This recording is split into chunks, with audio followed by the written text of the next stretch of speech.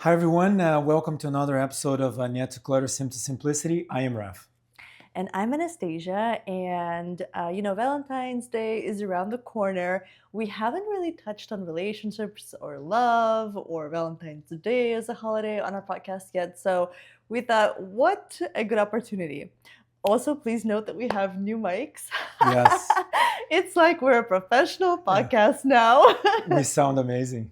I hope so. Hopefully, allegedly. Allegedly. So, how does clutter, physical or emotional, show up in our relationships? So, I think there's actually a really good correlation between physical clutter in your home and kind of the emotional clutter in our relationships. And what I mean by that is, like when clutter accumulates in your home, there are like a lot of reasons for that. For example, maybe your mental health is struggling, maybe you're dealing with some insecurities, maybe you're living your fantasy self. And I feel like in our relationships over time, we basically the clutter is resentment, because like resentment builds exactly like clutter. Your partner did something that you were like, ugh, but you didn't say anything. Your partner wants to like travel, but you're a homebody. And then you don't talk about it openly, you don't address it, you don't solve the problem, and then boom, another like block of resentment, right? And or like how you organize your home or what you have in your home or like lifestyle changes. And because all of these little things accumulate, in the end you reach a breaking point. And I think it's exactly like clutter creeping up in your home. What do you think? I like where you're going with this. Yeah. I think I wanted to go on a little bit of a different direction Okay. and actually talk about the fact that now minimalism is very much in vogue and it was not before. So people didn't talk about it as much. Mm-hmm. It was more of a Scandinavian thing. We didn't talk about it in North America or South America or anywhere else in the world. And now people are starting to realize that clutter affects them physically, emotionally, Mm-hmm. psychologically. Mm-hmm. And before they didn't. They just had the stuff, right? Mm-hmm. So I feel the accumulation of clutter comes from a sense of not feeling safe. So you're like, well, but let's say when you're trying to declutter, you hold on to things, first of all, because you attach your identity to the things, and also because you're like, well, but if I get rid of this thing, I might need it one day. So I might as well Mm. keep it. And it's kind of like with a partnership, right? Like, Yeah. your identity is like your husband or your Yeah. boyfriend, and then like you're afraid to, like, let's say, leave a relationship that just doesn't work Yeah. for you because you're like, I might need it Yeah. one day. And Exactly. that one day is like, is that fear that no one will ever love you. Yeah. And now we are going to get into that in the podcast episode, but I think codependency Yeah. is a big deal that you are no longer an individual in the couple, you become the couple. And Mm-hmm. then everything is codependent.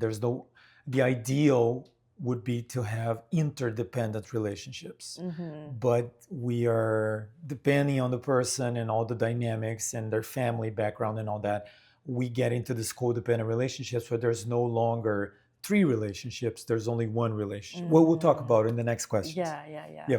Okay, what have you had to let go of to make room for deeper connection? Ego and Okay. expectations, right? Okay. Ego, Mm-hmm. because like let's start with expectations.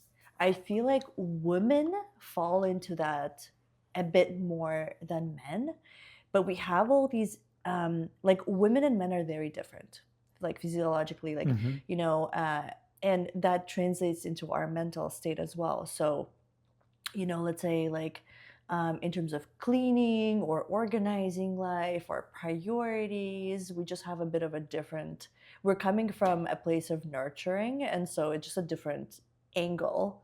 And so what I found with a lot of women is that, the expectations of their partner are like, well, you should be doing this, you should be cleaning, but not the way you're cleaning, the way I'm cleaning. And why don't you cook, but you cook how I cook and not like you cook?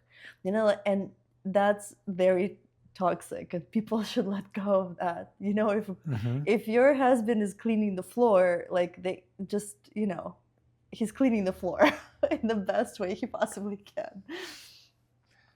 And then, your ego. I think that once you open up yourself to thoughts that are not yours, to a lifestyle that is not yours, you start, by listening, you start understanding the other person more. And then what happens is you actually reach that ground of compromise. And that's why letting go of your ego is so important. One of the many things I love about this podcast is that we are very similar people, but we have very different views Yeah. because of our different backgrounds. Yeah. So my answer Okay. is gonna go straight to the concrete. So the two things that I thought about, things that you need to let go, it was stuff and people.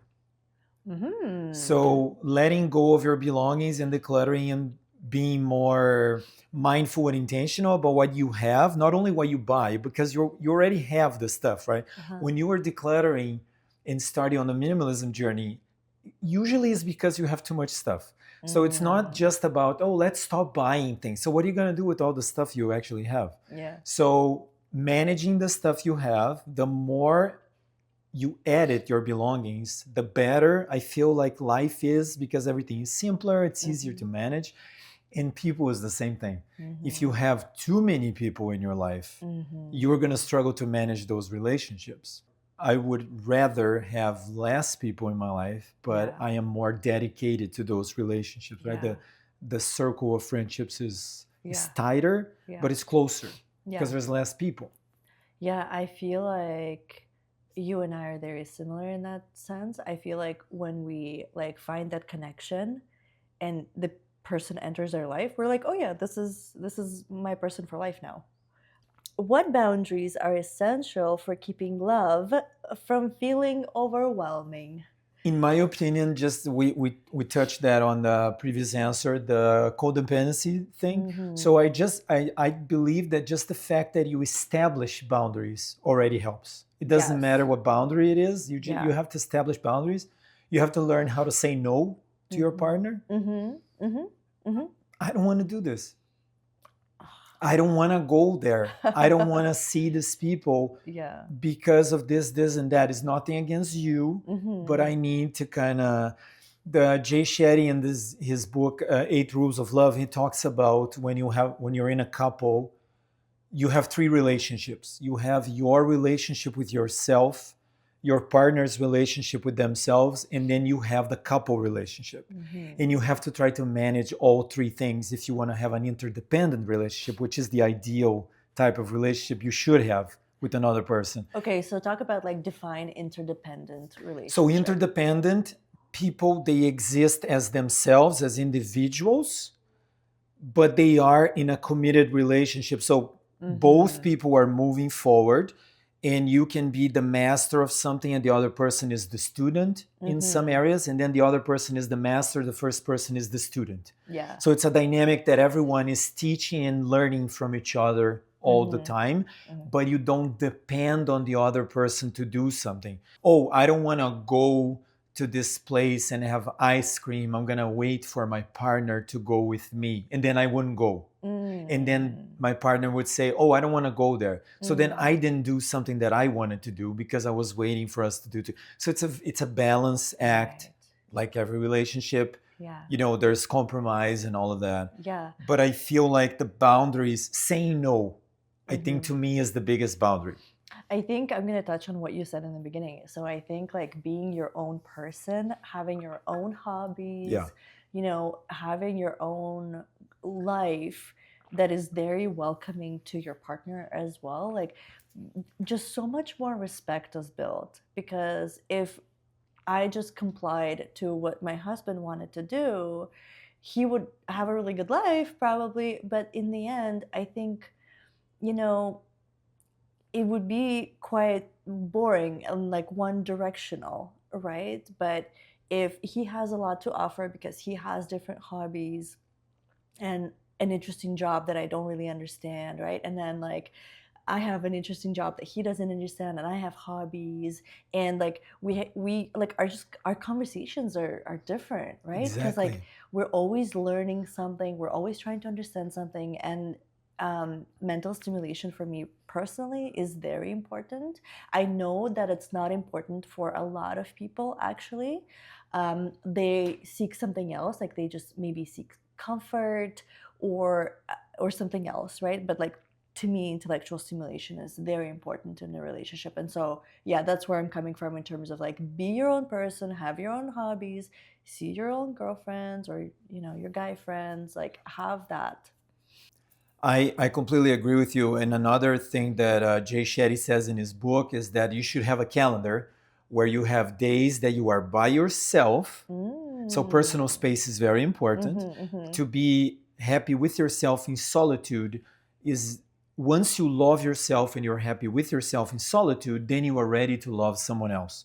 So you need to have the days to do your thing, like you said, your hobbies. You have your Mm-hmm. things that you do, Mm-hmm. and then you have days that you do something with your partner, Mm-hmm. and then you have days that your partner does something with you and your friends, and then there are days where you do something with your partner's friends, and then Uh-huh. all of that gets like, so then you have the three relationships, like this Right. pot that they're kind of, and then everything becomes interesting because Yeah. you have all these different dynamics. You Yeah. have the thing that you did by yourself, the thing that you did together, then the Yeah. your friends, and Uh-huh. then their friends, and then Yeah. everything is like, yeah. How do you talk to a partner about different clutter tolerances or lifestyle values? Well, at the end of the day, I'm a firm believer that for you to be in a relationship, in a committed relationship, the you and the other person need to have common values. If you don't Mm-hmm. have common values, I don't think it's going to work. Mm-hmm. Of course, if one person is a minimalist and the other person is not, it can have some issues if you are living together. If you are Mm-hmm. not living together, I think the best approach is not try to impose Mm-hmm. your lifestyle into the other person. Mm-hmm. What I've noticed in my current relationship is that my girlfriend realized that being a minimalist and an essentialist helps with your emotional and your psychological clutter as well, Mm-hmm. because you are less overwhelmed by the things around you. Mm-hmm. So she started editing things Mm-hmm. by seeing how I live my life. I Mm-hmm. never, well, I at least I try not to say things to her like, "Oh, Yeah. you should get rid of this. You have too much Yeah. stuff." Yeah. Because I did that in the past and it doesn't work. When you tell someone that they have too much stuff, that helps nobody. No. No. No, because you're passive aggressive. The other person then doesn't like what you said because Yeah. maybe the other person is attached to their things, Of right? course. And their identity is attached to their Yeah. things. So you're kind of negating their own identity. Yeah. So it's Yeah. best to just, I don't want to say lead by example, but it's kind of like lead by example. You live Mm-hmm. your life the way you think is best, Mm-hmm. and the other person is going to see and go, oh, okay, I like this. He has more like a simpler lifestyle. Yeah, I live with my husband. We've been together for 14 years now. And so, actually, I think ever since you and I started our podcast, I've been a bit more like vocal and communicative about how everything makes me feel.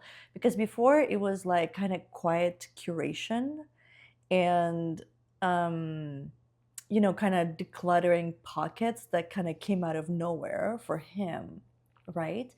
But now, I tell him things like, baby, this really stresses me out. Like, it puts me in a really bad mood.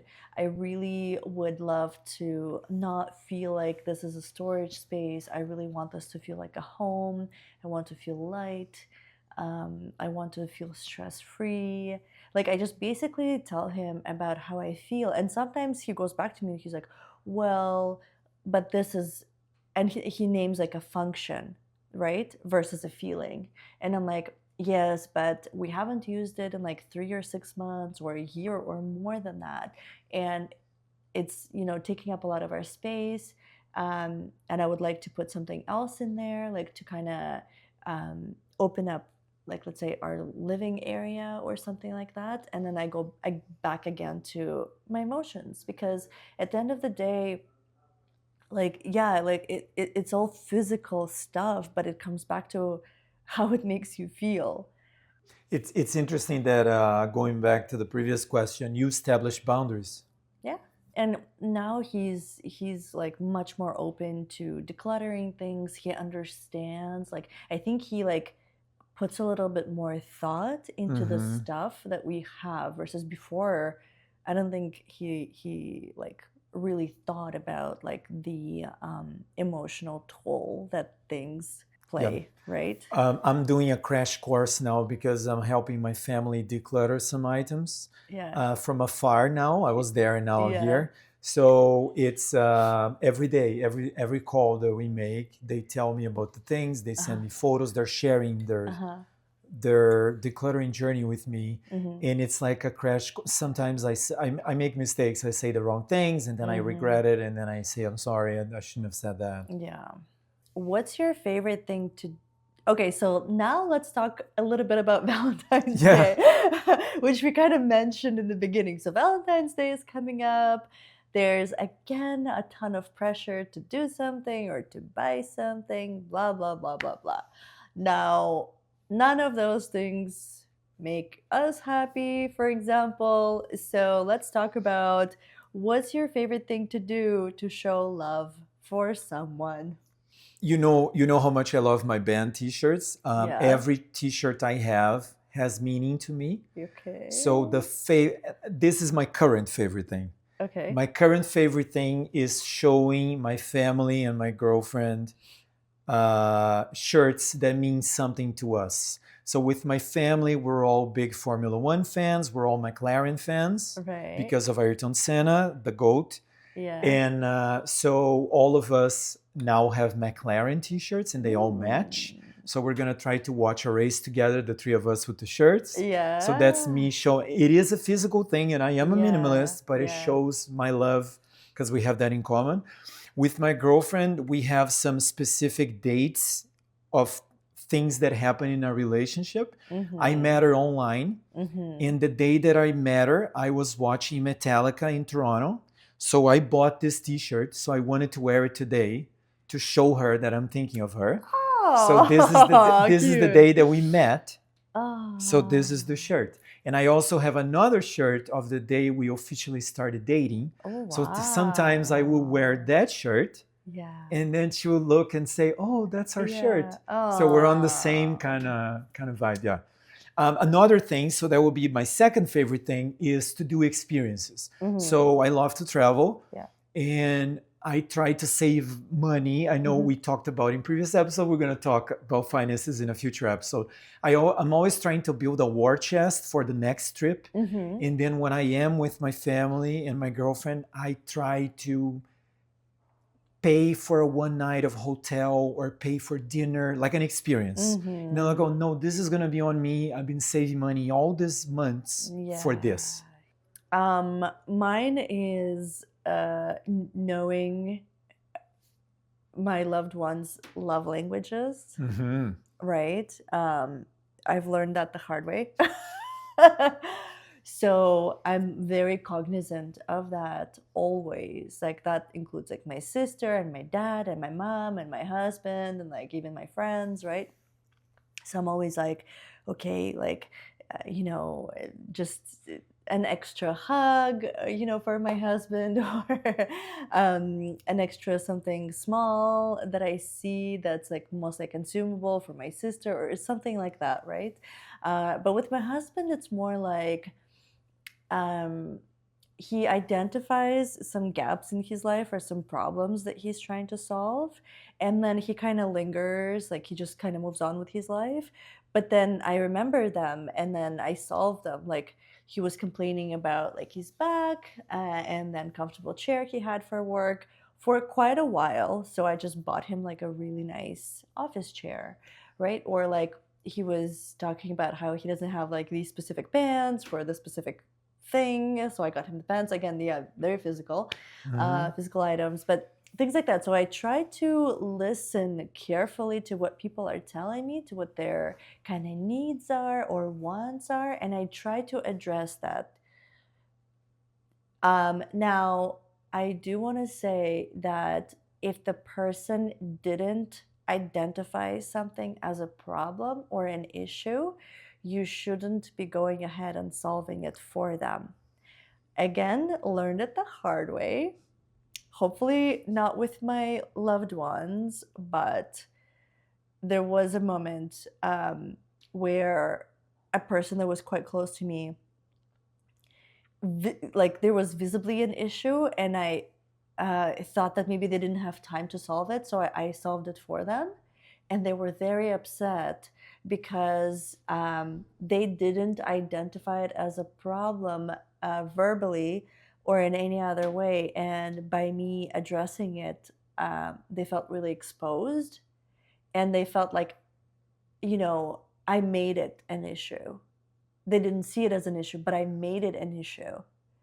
And so, two different things. If a person is verbally telling you that they want something or they're interested in something or there's a problem, then you can address it. But if a person is not saying that it's a problem, you going ahead and solving it exposes them and makes them feel very small. That is absolutely true. One thing I learned in therapy is that you always have to look at the other person and ask, what do you need? Mm-hmm. Do you need comfort? Do you need me to listen to you? Mm-hmm. Do you need to brainstorm a solution and you come up with a solution? Yeah. Or do you want me to solve this for you? Yeah. Because depending on the situation, I may be the person that can solve it, or maybe I'm not the person that can solve it. I should not solve it. I know. Exactly, because the And- person feels small. She was like, no, Exactly. I wanted to deal. I was just Yeah. letting you know. And sometimes they want to solve the problem, but by like maybe a professional and not by you, because they feel like an external person who doesn't know them personally is better suited to address the problem versus you solving it. Again, makes them very like exposed. And sometimes in like intimate relationships, you want to feel like a bit more elevated, right? Like you don't want to like share the bathroom and go to the toilet together. Like you want to like save some mystery, have some like, yeah, have like a bit of an elevated relationship. And if you're solving a very intimate issue for them, it feels like you're going to the toilet together. Like, you know what I mean? On that analogy. What a great way to finish this podcast. Yes, very positive way to finish the podcast. Okay, all right, everyone. That's it. Thank you so much for tuning into today's episode. Let us know in the it. comments, what was your favorite Valentine's Day and why? Don't forget to find us on YouTube, Spotify, and Apple Podcasts. Until next time on Nyet, Clutter, to Simplicity, where we cut through the chaos and help you simplify life, work, and everything in between. Bye.